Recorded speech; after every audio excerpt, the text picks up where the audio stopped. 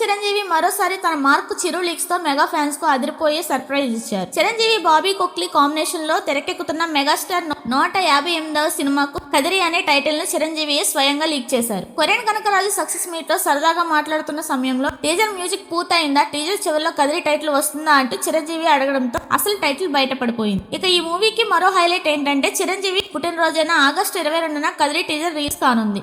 ఇప్పటికే Waltair వేరేతో block buster ఇచ్చిన Chiranjeevi Bobby combo రావడంతో అంచనాలు భారీగా ఉన్నాయి.